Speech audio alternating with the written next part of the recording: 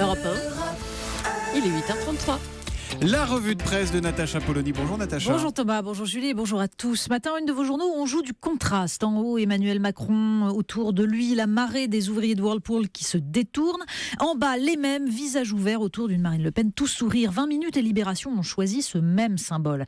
Le premier titre, coup de show. S-H-O-W, et le second, la guerre est déclarée. Dans le courrier Picard, les deux sont entourés des nuées de micros tendus, choc frontal. Et pendant ce temps, Le Monde constate, face à Le Pen, le Front républicain ne parvient pas à se mettre en place. Cause ou conséquence, dans le Figaro, la bataille des législatives a déjà commencé. Et puis, comme depuis 3 jours, c'est haro sur les Insoumis qui refusent de faire barrage. Le Parisien, Mélenchon, l'apprenti sorcier. On commence par les chiffres du chômage pour le mois d'avril. Mais oui, le mois de mars, il passerait presque inaperçu ces chiffres, mais les Échos y consacrent tout de même une page, malgré des déclarations d'embauche en hausse, en hausse et au plus haut. Le quinquennat s'achève sur une forte augmentation du chômage. Alors paradoxe d'une situation où la conjoncture générale semble s'améliorer, mais où les contrats sont toujours majoritairement à durée déterminée. La problématique de l'emploi avec Whirlpool. Mais oui, c'est un chiffre qui résume finalement ce problème. Il est dans le Figaro. L'industrie est passée en 15 ans de 20% à 12% du PIB. Et malgré toutes les analyses sur les améliorations de cette fameuse conjoncture économique, un groupe américain de 20 milliards de dollars de chiffre d'affaires peut délocaliser sa production en Pologne tout en augmentant de 10% les dividendes de ses actionnaires. L'opinion revient sur la bataille de la Somme qui marquera cette campagne de second tour et le dessin de CAC résume. Marine Le Pen en ménagère qui vient de mettre Emmanuel Macron dans un lave-linge Whirlpool. 1400 tours minutes, ça devrait bien l'essorer. Bon, bien sûr, Nicolas Bétou explique dans son éditorial, comme Emmanuel Macron devant les ouvriers, que les seules solutions sont l'investissement et la formation. Il faudrait abandonner les emplois peu qualifiés à des pays où on peut les sous-payer.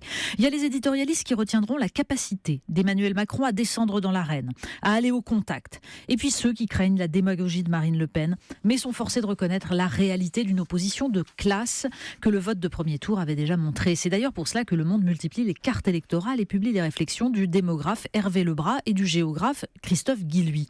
Le Figaro publie d'ailleurs un portrait de celui qui, le premier, a identifié un clivage à la fois social et géographique entre des élites urbaines mondialisées qui refusent d'admettre qu'elles appartiennent à une bourgeoisie défendant ses intérêts de classe et des populations reléguées dans les périphéries où elles subissent de plein fouet la destruction des services publics et la désindustrialisation. Guilluy, l'homme qui avait tout vu, titre Le Figaro. Si rien n'est fait, dit-il, Marine Le Pen ou un autre candidat contestant le modèle dominant sous une autre étiquette gagnera en 2022. Si la France d'en haut ne fixe pas comme priorité le sauvetage des classes populaires, elle est condamnée.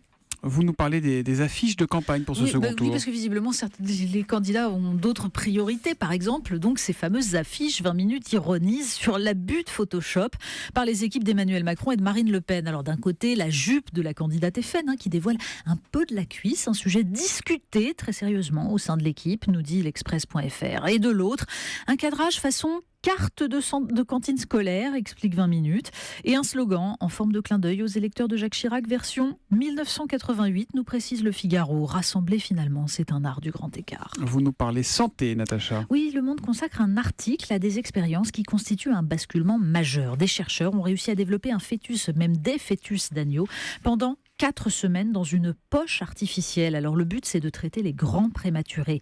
Même si les médecins se défendent bien sûr de vouloir remonter plus tôt dans la grossesse et écartent l'idée d'un utérus artificiel, la crainte d'un acharnement procréatique ressurgit. La question fondamentale, juge le professeur René Friedman, est celle du risque physiologique mais aussi psychologique pour l'enfant à naître de séjourner dans un sac sans présence humaine pendant plusieurs semaines.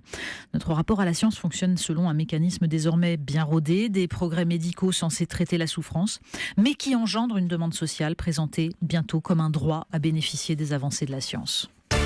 On termine avec une question fondamentale qu'on s'est tous posée un jour ou l'autre dans la vie.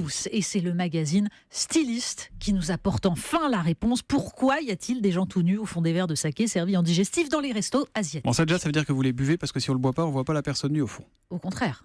C'est quand il est plein qu'on voit la personne nue. Mais oui, c'est toute la subtilité. Alors d'abord, précision, ce n'est pas du saké.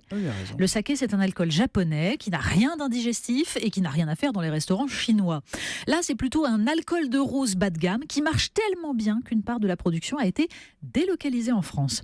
Oui, parce qu'en fait, ces images sont un folklore réservé aux restaurants chinois d'Europe. Ça n'existe pas du tout en Chine. Et la tradition viendrait quand même peut-être des bordels d'Indochine, disent certains.